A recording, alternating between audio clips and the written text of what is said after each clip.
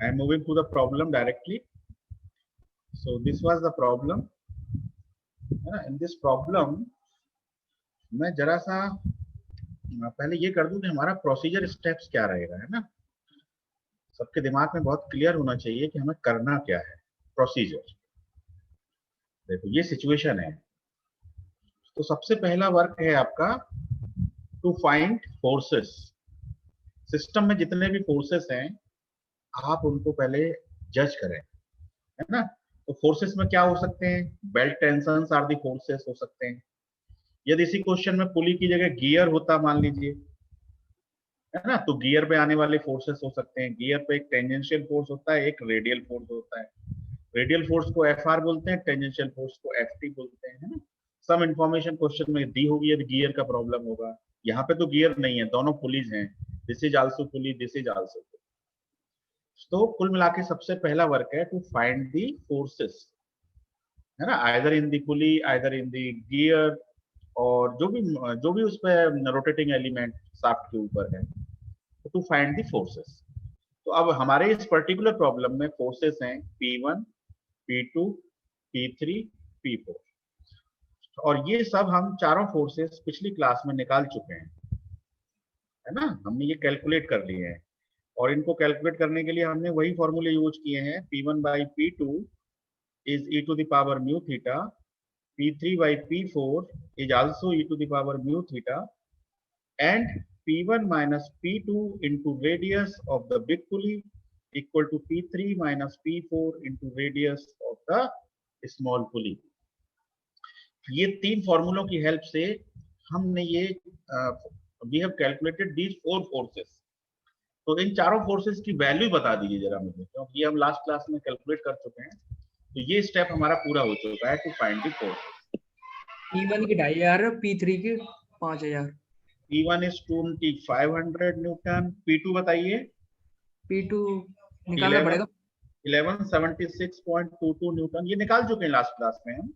And P3 is 5000 Newton, है ना। अब देखो 5000 आए, 5000.12 आ जाए, तो थोड़ा बहुत पॉइंट के वेरिएशन से कोई ज्यादा चिंता वाली बात नहीं है शाफ्ट की डिजाइन में, है ना। आपकी डायमेंशंस में बहुत अंतर नहीं आएगा, एक ही जैसे डायमेंशन आ जाएंगे। P4 2352 2352.44, ये आपके पास चारों आंसर्स हैं। तो ये हमारा पहला स्टेप रहेगा शाफ्ट की डिजाइन में कि टू फाइंड दी फोर्सेस, ठीक है। जैसे ही फोर्स मिल जाएंगे उसके बाद फ्री बॉडी डायग्राम बनाइए वर्टिकल प्लेन का। क्या बनाइए? Free body diagram vertical plane का बनाइए।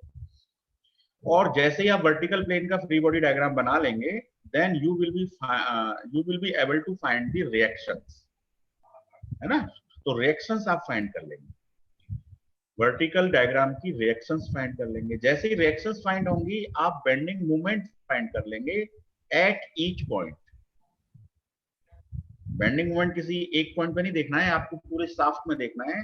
तो मेन पॉइंट्स पे देखना है। तो इस पर्टिकुलर प्रॉब्लम में जो मेन पॉइंट है वो एक पॉइंट बी है और एक पॉइंट सी है। ए और डी पे तो बेंडिंग मोमेंट 0 ही आएगा, इसलिए इन दोनों पॉइंट्स की चिंता करने की जरूरत नहीं है आपको, है ना। बेंडिंग मोमेंट या तो बी पे ज्यादा होगा या सी पे ज्यादा होगा, बस ये दो पॉइंट्स पे कंसंट्रेट कर। तो सेकंड स्टेप क्या होगा? FBD means free body diagram of the vertical plane, find the reaction, then finding the bending moment. Okay, इसके बाद क्या होगा? थर्ड स्टेप, फिर से फ्री बॉडी डायग्राम बनेगा, लेकिन अब ये हॉरिजॉन्टल प्लेन का बनेगा, ठीक है। इसमें भी रिएक्शन निकलेंगी, इसमें भी बेंडिंग मूवमेंट निकलेंगे, ठीक है। इसमें बेंडिंग मूवमेंट कौन कौन से पॉइंट पर निकालेंगे आप? एट पॉइंट बी निकालेंगे और एट पॉइंट सी निकालेंगे। सिमिलरली हॉरिजॉन्टल प्लेन में भी आप बेंडिंग मूवमेंट निकालेंगे पॉइंट बी पर भी और पॉइंट सी पर, ठीक है। Third step is over. अभी प्रोसेस की बात चलिए, दिमाग में प्रोसेस क्लियर होगी तो काम तो फिर हो ही जाना है फटाफट। तो अब इसके बाद जो फोर्थ स्टेप आएगा, ठीक है, फोर्थ स्टेप के लिए मैं यहां लिखता हूं फोर्थ स्टेप में आप नेट मूवमेंट निकालेंगे। क्या निकालेंगे? Net movement. कौन कौन से पॉइंट पर निकालेंगे? वही बी और सी पर, क्योंकि इस पर्टिकुलर प्रॉब्लम में बी और सी ही इंपॉर्टेंट है, ठीक है। तो आपने क्या किया है, नेट मूवमेंट बी पर निकालना है, तो बी का जो नेट मूवमेंट होगा वो क्या होगा, फॉर्मूला उस इसी पॉइंट का हॉरिजॉन्टल मूवमेंट स्क्वायर प्लस इसी पॉइंट का vertical movement square. Horizontal movement आप पहले निकाल चुके हैं, वर्टिकल मूवमेंट भी पहले निकाल चुके हैं स्टेप नंबर 2 और 3 में। तो स्टेप 2 में आपने निकाला था वर्टिकल मूवमेंट, स्टेप 3 में निकाला था हॉरिजॉन्टल मूवमेंट, दोनों का स्क्वायर करके स्क्वायर रूट करिए, आपको नेट मूवमेंट मिल जाएगा, है ना। इन दोनों के बीच एंगल 90 डिग्री है, इसलिए इनका रिजल्टेंट ये होगा।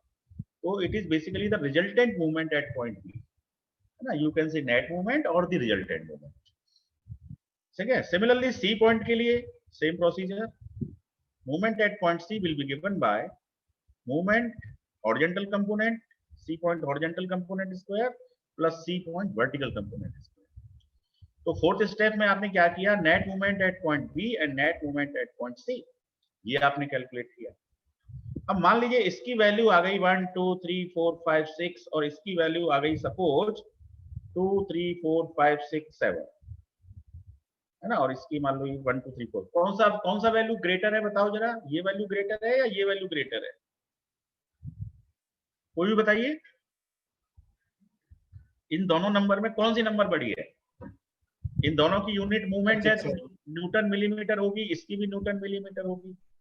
कौन सी नंबर ग्रेटर है, फर्स्ट और सेकंड?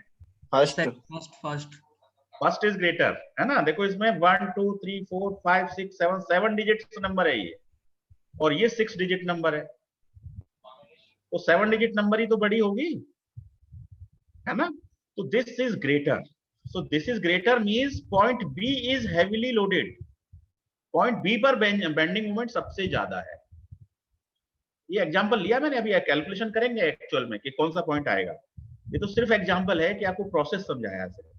तो आपको नेट मूवमेंट निकालना है, नेट मूवमेंट की वैल्यूज को देखना है, न्यूमेरिक वैल्यूज को देखना है, उस न्यूमेरिक वैल्यू से ये आपको पता लग जाएगा कि विच मूवमेंट इज ग्रेटर, ठीक है।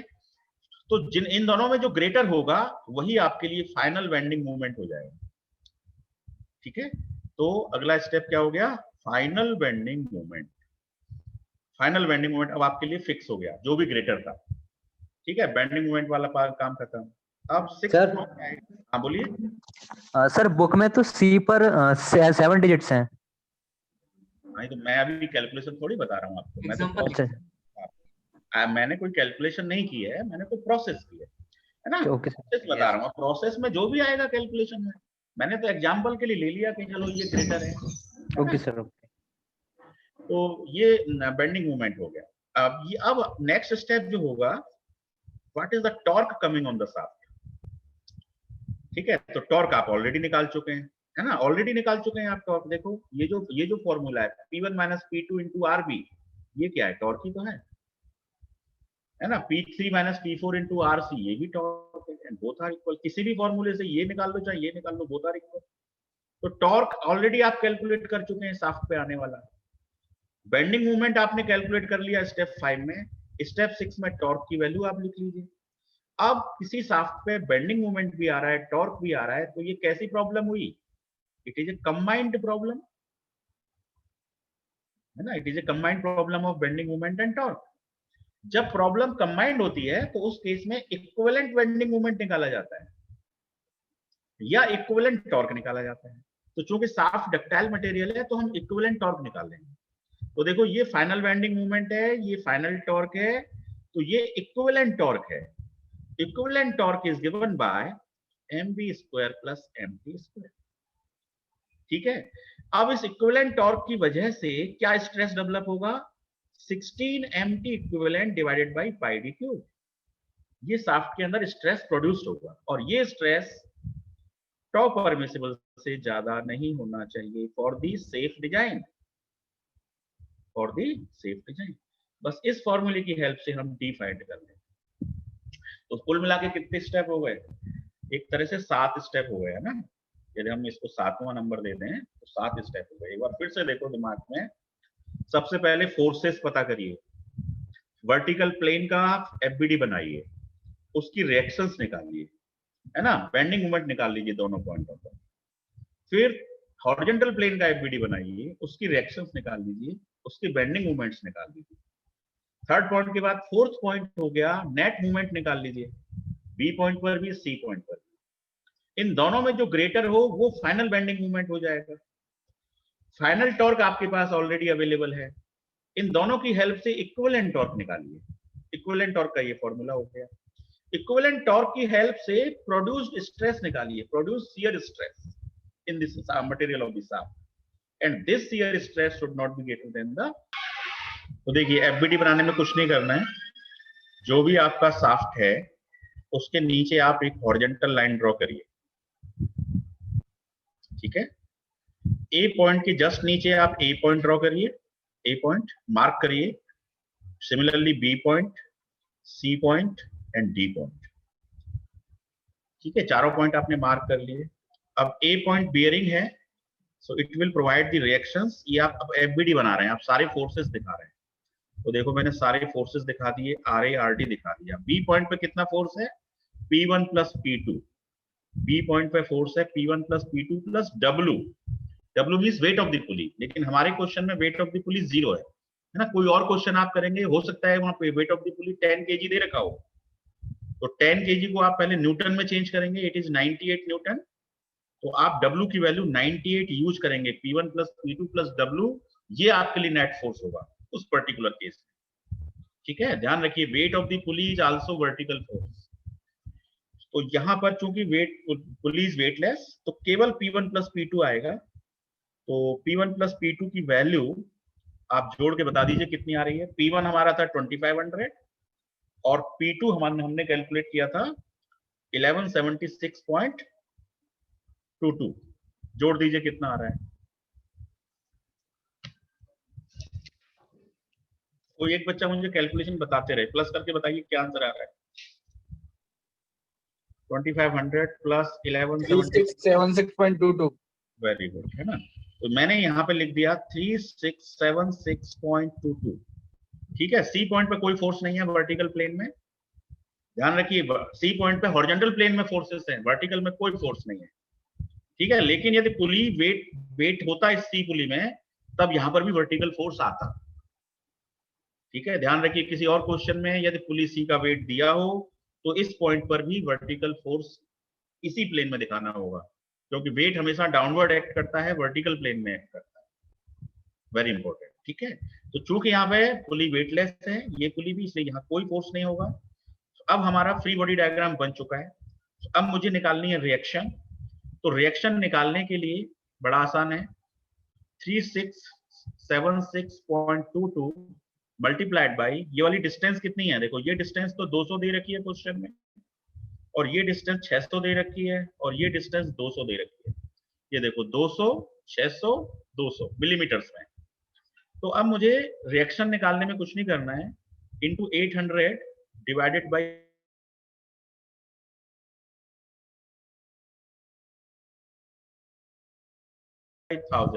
डिवाइड कर दिया, इधर 200 और इधर हो गया टोटल 800, 600 प्लस 200।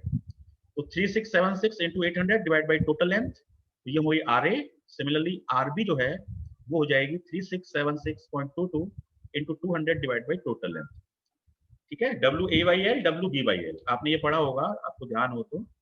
जब कोई भी फोर्स किसी शाफ्ट को ए और बी पार्ट में डिवाइड करता है, तो उसकी जो रिएक्शंस होती हैं, ये रिएक्शन होती है डब्ल्यू बी बाई एल, और ये वाली रिएक्शन होती है डब्ल्यू ए बाई एल। तो मैंने W B by L, W मेरा 3676 है, बी मेरा 800 है, और एल मेरा 1000 है। W B by L, W A by L, ये मैंने शॉर्टकट से निकाल लिया। आप इक्विलिब्रियम इक्वेशन से करेंगे तब भी यही आंसर आने वाला है, ठीक है। तो जरा सॉल्व कर दीजिए, कितना हुआ आर ए और कितना हुआ RB. R A equal to 40.976। R A आपका आया होगा 1470, ये आया होगा। हाँ, ध्यान से कैलकुलेट करिए। 3676.22 into 0.8, 2940.900।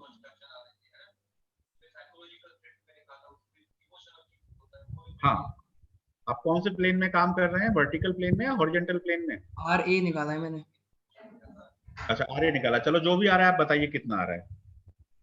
How much it is coming. 2000। 2000 940 2940 और Point- आर आ रहा है, पॉइंट बता दीजिए। 0.976 ओके 97 बहुत है, बस आरडी बता दो कितना है। आरपी आया मेरा 700 आरडी होगा नॉट बी, है ना, डी पॉइंट है ये। हाँ, कितना आएगा 735 735.22। 0.24 इन दोनों को जोड़ेंगे तो 3676 आ रहा है, बताइए, आना चाहिए इक्विलिब्रियम के लिए। आप दोनों रिएक्शंस को प्लस यस सर, करेंगे। आ रहा है, आ रहा है। गुड। तो देखिए अब आपने आर ए भी कैलकुलेट कर लिया, आर डी भी कैलकुलेट कर लिया, ठीक है, रिएक्शंस आ गई। रिएक्शन आने के बाद आपको क्या निकालना है, बेंडिंग मोमेंट निकालना है। तो bending moment at point B, है ना, इस बी पॉइंट पे बेंडिंग मोमेंट क्या होगा, force into distance. Bending moment कैसे निकालते हैं, या तो लेफ्ट वाली डिस्टेंस से, लेफ्ट शाफ्ट के लेफ्ट साइड से, या फिर शाफ्ट के राइट साइड से, है ना, दोनों तरफ से इक्वली आता है, तो किधर से भी आप बेंडिंग मोमेंट निकाल सकते हैं। तो किधर से निकालना इजी रहेगा बताओ? यस, किधर से निकालना इजी रहेगा, लेफ्ट साइड से निकालना इजी रहेगा बी पॉइंट पर। ये देखो बी पॉइंट पर, यदि आप बी पॉइंट पे बात करेंगे तो बी पॉइंट के लेफ्ट में कितने फोर्स हैं, केवल एक फोर्स है, और बी पॉइंट के राइट में कितने फोर्स हैं, वहां भी एक फोर्स है, दोनों तरफ से इजी है, कहीं से भी निकाल लो, है ना। तो बी पॉइंट का बेंडिंग मोमेंट आप कैसे निकाल सकते हैं, फोर्स इनटू डिस्टेंस। तो यदि आप लेफ्ट से निकालेंगे तो फोर्स कितना है 2940.93 और डिस्टेंस कितनी है 200, मल्टीप्लाई कर दो दोनों का, तो आपका बेंडिंग मोमेंट हो गया 2940.97 इंटू 200। सॉल्व करिए।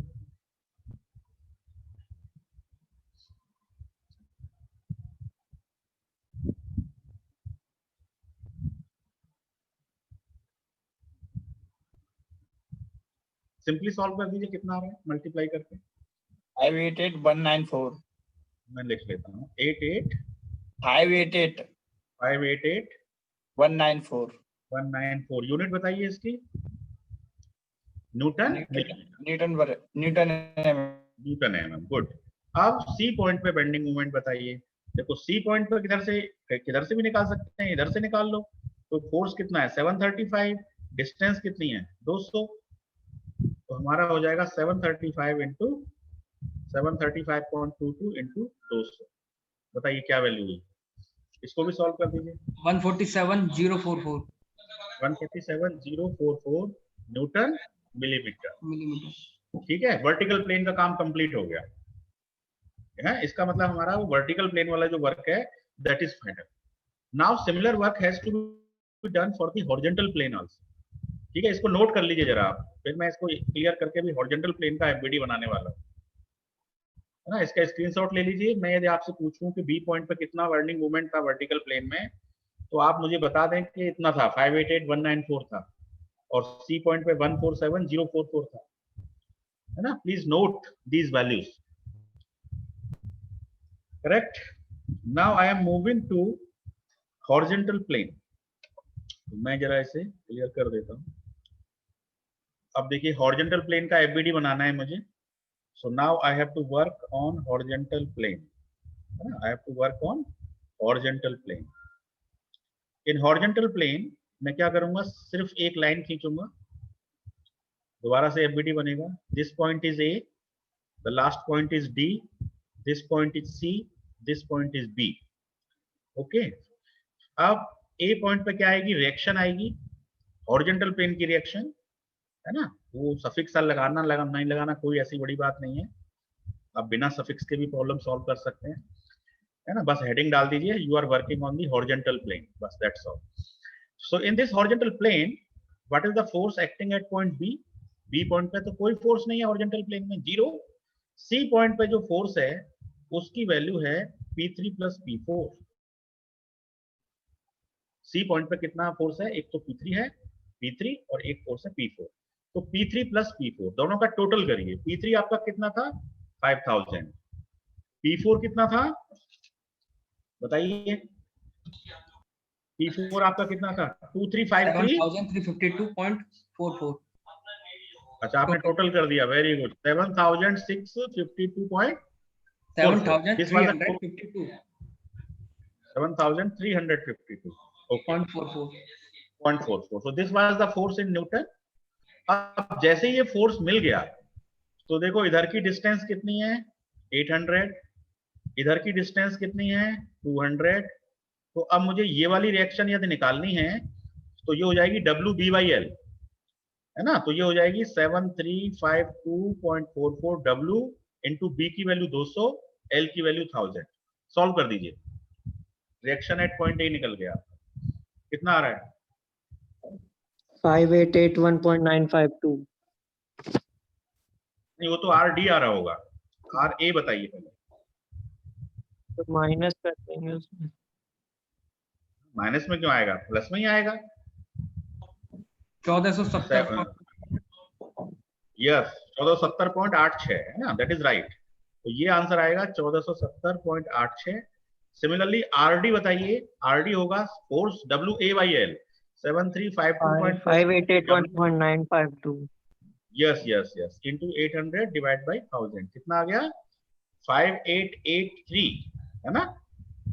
5883.46 लगभग आसपास इतना आ जाएगा. तो दोनों रिएक्शन आ गई. अब जैसे ही दोनों रिएक्शन आ गई फिर आपको क्या निकालना है, बेंडिंग मोमेंट निकालना है. तो bending moment at point B point में कैसे करोगे, force into distance.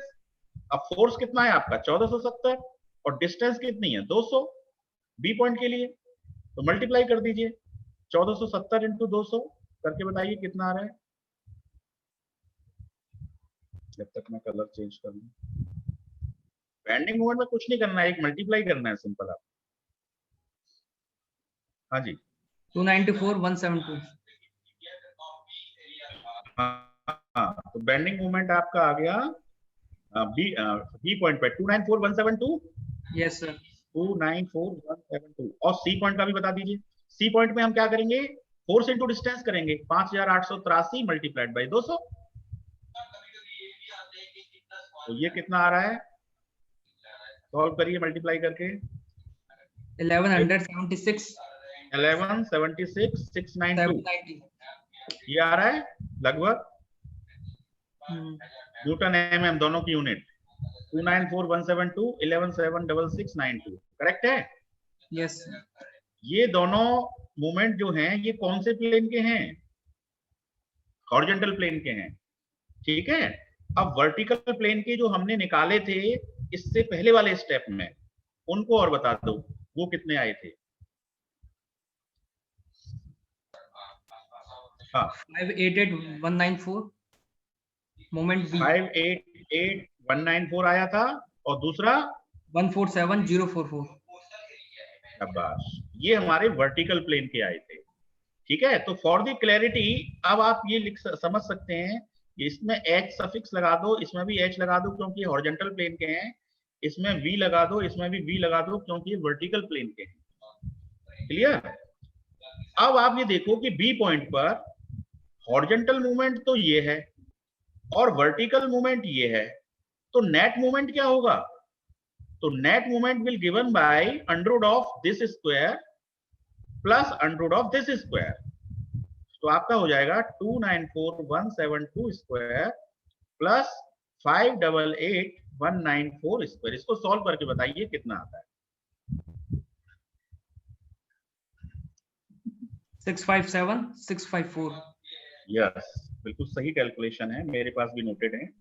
657,654.43 Newton mm. ये हमारा बेंडिंग मूवमेंट किस पे आ गया, बी पॉइंट पे आ गया. नेट मूवमेंट है ये, है ना, बी पॉइंट का. सिमिलरली सी पॉइंट का बेंडिंग मूवमेंट हो जाएगा अंडर ऑफ दिस स्क्वायर माने कि 11,766,921 11,766,921 स्क्वायर प्लस दूसरी वैल्यू है 147,044. ये हो जाएगा 147,044 स्क्वायर. सॉल्व कर दीजिए कितना आता है.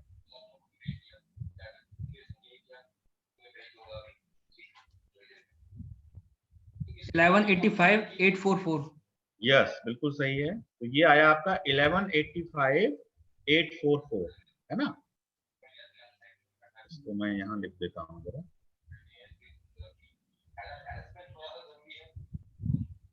यस, ये आपका, मुझे सुन पा रहे हैं ना, मेरी आवाज आ रही है आपको? Yes sir. यस, तो ये मैं यहाँ लिख देता हूँ, इसकी वैल्यू आ गई 1185 844 न्यूटन mm, है ना, यूनिट सबकी न्यूटन mm है। तो देखो अब हम सब मिला के बी पॉइंट का मूवमेंट कितना आया है, देखो कितनी डिजिट है इसमें, बी पॉइंट के मूवमेंट में 65 76 54, कितने डिजिट है? 6 6 डिजिट है। और इसकी डिजिट देखो 7 11 7 है। 85 84, इसमें 7 डिजिट्स हैं। तो कौन सा मूवमेंट ग्रेटर है? सी पॉइंट पे। सी पॉइंट पे ग्रेटर है, means C point is heavily loaded according to bending movement. ठीक है, नट सेल में अब ये कहानी हमें पता लग गई कि इस पूरे शाफ्ट पर सी पॉइंट एक ऐसा पॉइंट है जहां पर सबसे ज्यादा बेंडिंग मूवमेंट है, सबसे ज्यादा बेंडिंग मूवमेंट है, करेक्ट, सी पॉइंट पर। तो अब देखो हम क्या करेंगे, बी पॉइंट का बेंडिंग मूवमेंट हम नोट कर लेंगे फाइनली। तो ये कितना है 1185 844। अब तो एक दो स्टेप बचे हैं बस।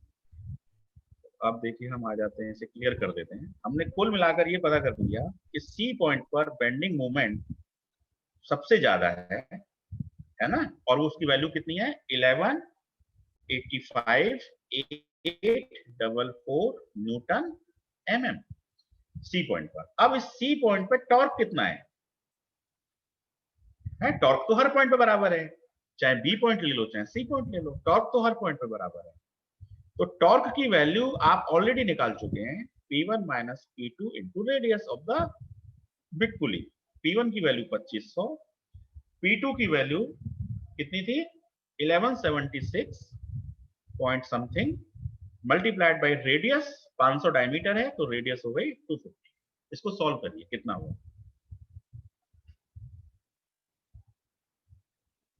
हाँ बोलो। 330945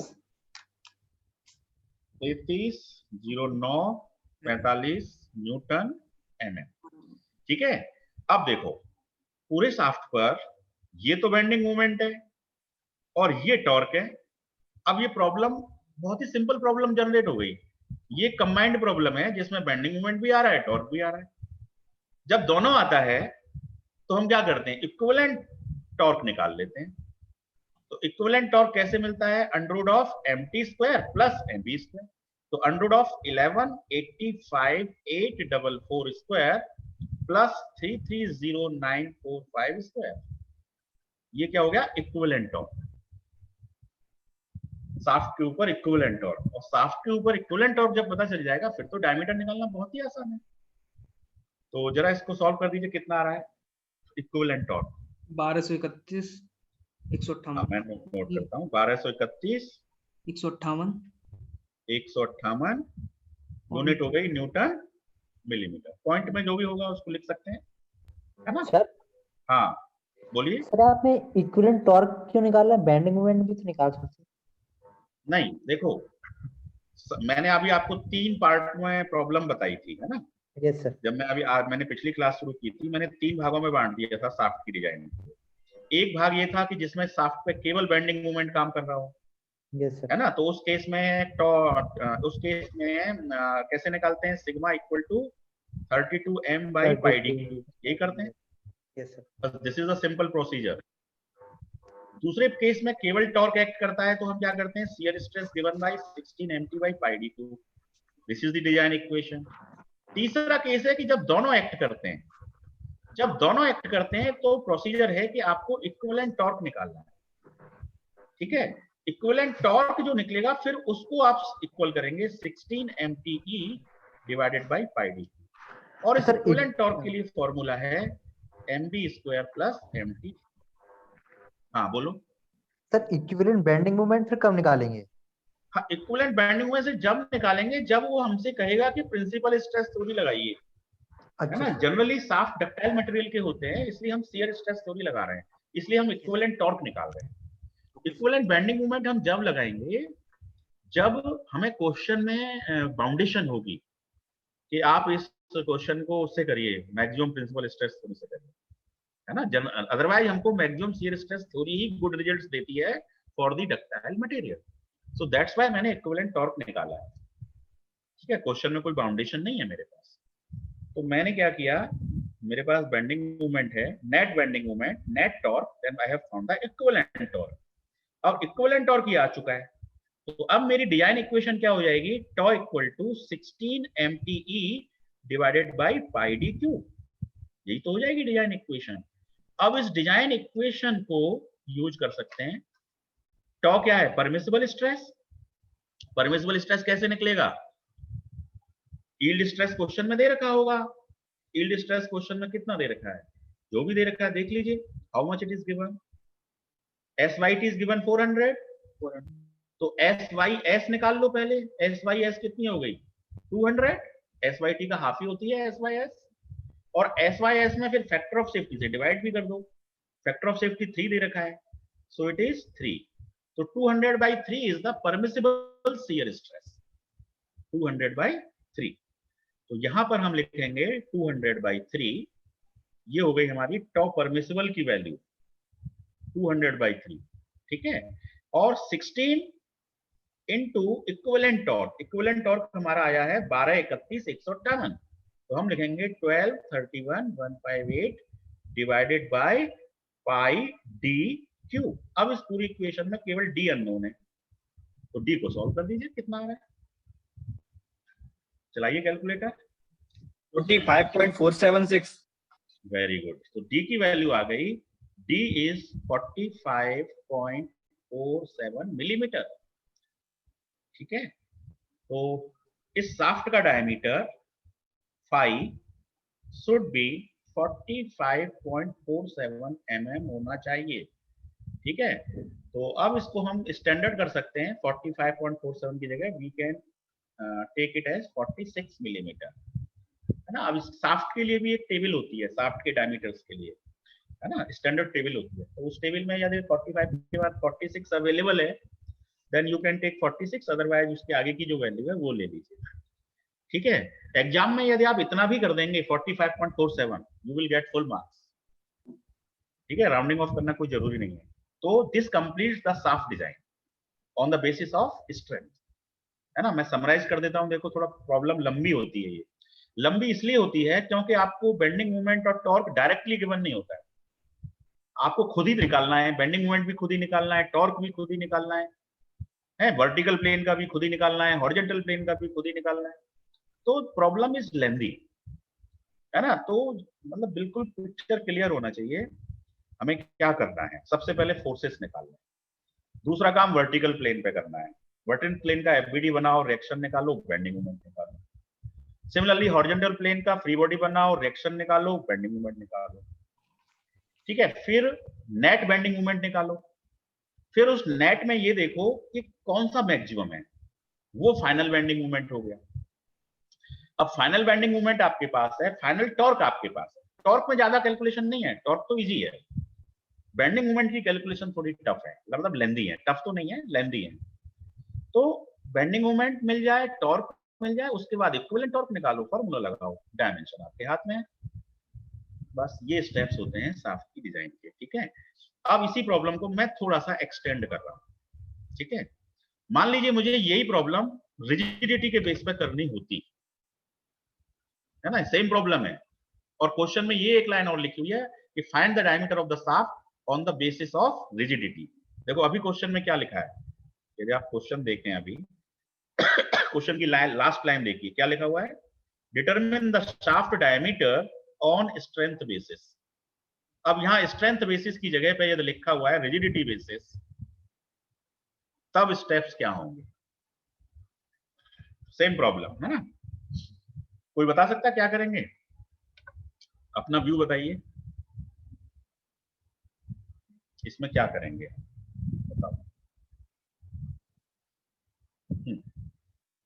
बस स्ट्रेंथ की जगह मैंने कर दिया है रिजिडिटी। देखो रिजिडिटी से निकालने के लिए हमारे पास क्या फॉर्मूला है, थीटा इक्वल टू 584, अब यहाँ डिराइव भी किया था क्लास में, 584 MTL, MT मतलब टॉर्क, T सफिक्स में है, divided by GD4। This is the formula for rigidity basis, यही है। ठीक है, अब जब क्वेश्चन रिजिडिटी बेस पे कह रहा है, ठीक है, तो या तो क्वेश्चन में थीटा की वैल्यू मिलेगी आपको, ठीक है, थीटा की वैल्यू मिलेगी। तो जनरली थीटा की वैल्यू यदि ना दी हो, then you can assume 0.5 degree per metre, है ना। Most of the industrial application the angle of twist permitted under 0.5 degree per metre.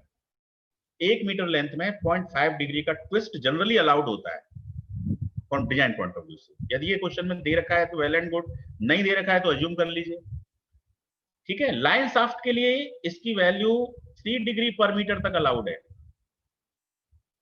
Line shaft के लिए, है ना, एंगल ऑफ ट्विस्ट की वैल्यू। तो ये आप यूज कर सकते हैं इस डाटा को। बाकी जनरली क्वेश्चंस में थीटा की वैल्यू गिवन होती है यदि रिजिडिटी बेसिस पर करना है तो, otherwise you can assume it. तो अब इस क्वेश्चन में हम अज्यूम कर लेते हैं कि थीटा की वैल्यू 0.5 डिग्री पर मीटर है। This is the boundation, angle of twist जो है वो 0.5 डिग्री से अधिक नहीं होना चाहिए। तो हमने क्या किया, थीटा की जगह 0.5 रख दिया। 584 टॉर्क तो हम इस प्रॉब्लम में पहले ही निकाल चुके हैं।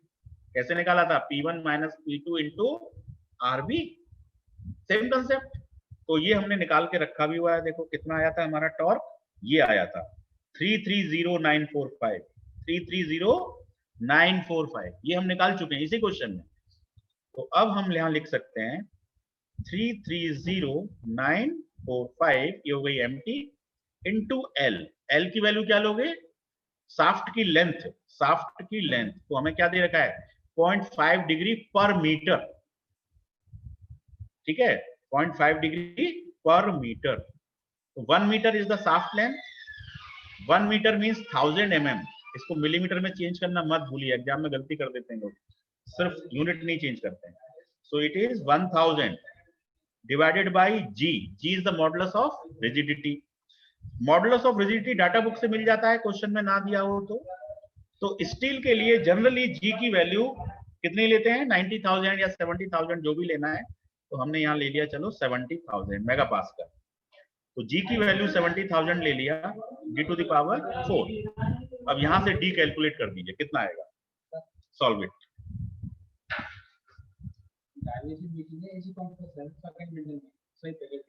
अच्छा, किसके साथ है, 2:30 बजे से 48.47 क्लास चल रही है, क्लास के बाद जाऊंगा सर, 48.47। हाँ 48.47। अच्छा, और उससे कितना आया था, उससे आया था 46 mm। हाँ उसका कितना था आंसर, 46 mm। 46 mm। हाँ हमने राउंडिंग बिना राउंड किए कितना था, 45.477। ठीक है। तो देखो स्ट्रेंथ बेसिस पे आया 45.47, रिजिडिटी बेसिस पे आया 48.47। तो देन हम क्या करेंगे, we will take maximum of these two, we will take maximum of these two. तो final diameter of the shaft क्या हो गया, 48.47 हो गया। क्योंकि यदि हम 45 लेंगे तो वो क्या है, स्ट्रेंथ बेसिस पे तो पास हो जाएगा, लेकिन रिजिडिटी बेसिस पे वो शाफ्ट फेल हो जाएगा। तो हमें दोनों में मैक्सिमम वैल्यू को लेना है। तो मैक्सिमम वैल्यू लेने से वो रिजिडिटी में भी पास होगा और स्ट्रेंथ बेसिस पे तो पास होगा ही होगा, क्योंकि वैल्यू 45 से ज्यादा लिया है। जितना डायमीटर बढ़ाते जाओगे मतलब वो गुड है आपका, है ना। तो कॉस्ट बढ़ती जाएगी, है ना, कॉस्ट भी बढ़ेगी। जैसे ही आप डायमीटर बढ़ाओगे कॉस्ट बढ़ेगी। तो फिर जब डिजाइन पॉइंट से बैठेंगे आप, तब एक प्रॉब्लम जनरेट कर सकते हैं कि ये बजट लिमिटेशन है, ये रिक्वायरमेंट है। तो इन दोनों के बीच में आप जो है तालमेल बैठा सकते हैं डिजाइन प्रॉब्लम को। तो मेरे ख्याल से torsional problem, rigidity problem clear हो गई आपको, है ना। दोनों में तरीके एक ही हैं। टॉर्जनल रिजिडिटी प्रॉब्लम में तो केवल टॉर्क की रिक्वायरमेंट होती है, बेंडिंग मोमेंट की तो रिक्वायरमेंट ही नहीं होती है। या होती है, होती है, क्यों नहीं होती है, क्योंकि इक्विवेलेंट टॉर्क चाहिए। इक्विवेलेंट टॉर्क कब निकलेगा, जब बेंडिंग मोमेंट भी निकल जाएगा, तभी तो इक्विवेलेंट टॉर्क निकलेगा। तो ये जो एमटी हमने लिया है, ये इक्विवेलेंट टॉर्क लिया है। तो फिर हमने अभी ये वैल्यू 330945 जो ली, कौन सी वाली ली है, इक्विवेलेंट टॉर्क वाली ली है ना, यस, तब सही है। नहीं नहीं, हमने 330 ये ले लिया है तो गलत ले लिया, हमको लेना पड़ेगा 1231158। दोबारा करिए, वन ये तो इक्विवेलेंट टॉर्क थोड़ी ना है, एमटी, ये एमटी जो है ये तो नेट टॉर्क है, फाइनल टॉर्क है। इक्विवेलेंट टॉर्क जो है वो है 1231158, है ना, चेंज हो गया 584 इंटू एमटी, एमटी की वैल्यू है 1231158। दोबारा से कैलकुलेशन करिए, 1231158 डिवाइडेड बाई GD4, जी की वैल्यू वही रहेगी 70,000, D4 ये 0.5 और ये इंटू 1000 भी है, 584 MTL divided by GD4। Very important, चलो पता लग गया, अच्छा है। आपको रिजिडिटी प्रॉब्लम में टॉर्क जो लेना है वो इक्विवेलेंट टॉर्क लेना है, लास्ट टॉर्क, फाइनल टॉर्क, है ना। फिर सर बेंडिंग मोमेंट मैक्सिमम भी चाहिए होगा? बिल्कुल चाहिए ना, सब कुछ चाहिए, मतलब पूरी प्रॉब्लम करनी पड़ेगी, ऐसा नहीं है कि प्रॉब्लम छोटी हो गई। हाँ सर, प्रोसेस वही रहेगा, लास्ट में कंपेयर नहीं करेंगे। हाँ, प्रोसेस वही रहेगा। इक्विवेलेंट टॉर्क निकालने के बाद ये फॉर्मूला लगाना है थीटा वाला, यस उसमें हम थर्ड वाला लगा रहे हैं 16 MT/πd3। यस सर, वो लगा। बस फॉर्मूला चेंज है, बाकी प्रोसेस पूरा वही है, ठीक है। छोटे क्वेश्चंस जो आते हैं उनमें क्या होता है, इस एमटी को डायरेक्ट दे देते हैं क्वेश्चन, है ना। यदि ये डायरेक्ट मिल गया तब तो ये प्रॉब्लम 2 मिनट की भी नहीं है, ठीक है। बट आपको ये पूरा प्रोसेस आना चाहिए, मतलब शाफ्ट की डिजाइन इज इम्पोर्टेंट। तो कितना आ रहा है आंसर बताओ जरा,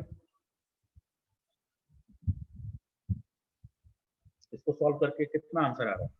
67.32 67.32। देख लो कितना अंतर आ गया, उसमें 45, इसमें 67। तो अब आपका फाइनल डायमेंशन क्या हुई शाफ्ट की, यदि दोनों बेसिस पर देखना है तो। यदि हमें डिसीजन दोनों को देख के लेना है, रिजिडिटी को देख के भी लेना है, स्ट्रेंथ को भी देख के लेना है, तब हमारा फाइनल डायमीटर क्या होगा, 67। यस, ठीक है। So this ends from my side. और अब हम इसमें मैटलैब प्रोग्राम पर थोड़ी बात कर लें। तो जरा बताओ कितने लोग मैटलैब प्रोग्राम बना सकते हैं इसका? मेरे ख्याल से आपको बना लेना चाहिए आपको, है ना, बहुत आसान है। क्लियर ऑल, CLC स्टेप 1 क्या किया था स्टेप 1 में? रिएक्शन निकाले सर। अरे नहीं, फोर्स निकाले, फाइंड द फोर्सेस। पहला स्टेप फोर्स निकालना है, तो उसकी पूरी कैलकुलेशन की कोडिंग आप कर देना, P1 P2 P3 P4। Concept clear है तो कोडिंग बनाने में कोई दिक्कत नहीं, ठीक है। P1 P2 P3 P4 वो वाले फॉर्मूले लगा दीजिए, T1/T2 e⁻μθ। T1 को इनिशियलाइज कर दीजिए 2500, है ना। P1 या T1 बात एक ही है, T1 2500 है तो T2 यहाँ से निकाल लीजिए, T2 को सिम्स बना दीजिए, सिम्स T2। जो भी वेरिएबल अननोन है उसको सिंबॉलिक बना दीजिए और ये इक्वेशन हो जाएगी आपकी। तो इक्वेशन कैसे बनाओगे, equation equal to T1/T2 minus E का लिखना एक्सपोनेंशियल, म्यू के लिए लिखना mu, है ना, म्यू मल्टीप्लाइड बाय थीटा, है ना। अब देखो T1 25 तो आप इनिशियलाइज कर चुके हो, T2 आप सिंबॉलिक बना चुके हो, म्यू को आप डिफाइन कर दो, तो म्यू इज गिवन 0.24। थीटा आप डिफाइन कर दो, theta is given how much radian, pi radian, तो पाई डिफाइन कर दो, बस हो गया। अभी इक्वेशन बन गई, इसको सॉल्व कर देना। सॉल्व इक्वेशन, सॉल्व करने से क्या आंसर मिल जाएगा आपको, अननोन का, अननोन कौन है, T2, तो एक फोर्स आपका जनरेट मिल जाएगा। तो फोर्स कैलकुलेशन कर लोगे आप इस तरह से। Yes sir. जो भी अननोन होगा उसे सिंबॉलिक बनाइए, इक्वेशन बनाइए, उसे सॉल्व करिए, बहुत सिंपल है। तो फोर्स निकल गए। फोर्स के बाद क्या निकालना है आपको स्टेप 2 में, रिएक्शंस। रिएक्शन भी फोर्स ही है ना, तो रिएक्शन निकाल लेना, WB/L WA/L, है ना। W इनिशियलाइज आपके सब है ही है। अब W की जगह जो भी P1 P2 आपके हैं, T1 T2 हैं, तो T1 + T2 × B/L, T1 + T2 × B/L और T1 + T2 × A/L, यही तो फोर्स है। अब B को इनिशियलाइज कर देना, B कितना है आपका 800, A कितना है 200 mm, बिल्कुल उसी तरह बड़े आराम से आपकी कैलकुलेशन हो जाएंगी रिएक्शंस। ठीक है, रिएक्शंस होने के बाद में बेंडिंग मोमेंट कैलकुलेट कर देना, बेंडिंग मोमेंट के बाद नेट बेंडिंग मोमेंट निकाल लेना, नेट बेंडिंग मोमेंट के बाद नेट टॉर्क निकाल लेना, उसके बाद एक लास्ट में इक्विवेलेंट टॉर्क निकाल लेना। इक्विवेलेंट टॉर्क निकालने के बाद फिर एक इक्वेशन बना देना, उसमें अननोन क्या होगा, डी, डायमीटर भी तो अननोन है तो आप उसको बना देना सिम्स डी, सिम्स डी। ठीक है, कोडिंग थोड़ी सी लेंथी जरूर होगी क्योंकि ये 6-7 स्टेप है, but you can do by the similar logic, क्योंकि इससे पहले हम इक्वेशन बेस्ड वर्क कर चुके हैं, थ्रेड जॉइंट में भी, वेल्डेड जॉइंट में भी। और तो कोई डाउट तो नहीं है कोडिंग में? सर हाँ बोलो। सर इसमें जब फोर्स निकालेंगे तो P3 और P4 भी निकालेंगे ना फर्स्ट स्टेप में? हाँ वो भी निकालेंगे, चारों फोर्स निकालेंगे, मैं तो एक आइडिया दिया है। तो सर वो आप टॉर्क की इक्वेशन इक्वल करके P3 के, हाँ उसके लिए भी फॉर्मूला वही करना, उसमें तो दोनों ही सिंबॉलिक हैं। यस क्या सर, है? दोनों सिंबल है। हाँ तो दोनों को सिंबॉलिक बना देना, दो इक्वेशन बना देना और दोनों को सॉल्व कर देना। दो अननोन है तो दो इक्वेशन और दोनों को सॉल्व, दो इक्वेशन, पहला इक्वेशन E1 दूसरा इक्वेशन E2, ठीक है, दो इक्वेशन और solve E1 E2, solve E1 E2, और इन दोनों से क्या वैल्यू मिलेंगी आपको, एक मिलेगी P3, एक मिलेगी P4, बस आराम से हो जाएगा। MATLAB can solve 2 unknowns also. Sir हाँ बोलो। सर इसमें कई सारे वेरिएबल के इनिशियल एक ही जैसे हैं, तो कौन से वाले वेरिएबल, कौन से वर्टिकल रिएक्शंस हो गए, हॉरिजॉन्टल रिएक्शंस हो गए, RA RD। हाँ नहीं तो आप उनमें सफिक्स लगा दीजिए। देखो मैटलैब को तो आपको समझाना पड़ेगा, अन्यथा मैटलैब तो जैसे हम मैनुअली तो समझ रहे हैं कि वर्टिकल प्लेन में ये वाली रिएक्शन वर्टिकल प्लेन की है, RA जो RA और RD, और ये हॉरिजॉन्टल प्लेन की RA और RD है ना, बट मैटलैब नहीं समझेगा। वहां सर लगा देंगे, लेकिन सर जब लास्ट में रिजल्टेंट निकालते हैं वहां पे दिक्कत आएगी ना। रिजल्टेंट में दिक्कत क्यों आएगी, बताओ कौन सा रिजल्टेंट निकालना चाह रहे हो आप? सर जैसे ये मोमेंट हाँ। का रिजल्टेंट निकालना है MB का, हाँ तो उसमें भी सफिक्स लगाइए, MBV MBH, तो फिर क्यों दिक्कत आएगी, MB equal to under root MBV square plus MBH square.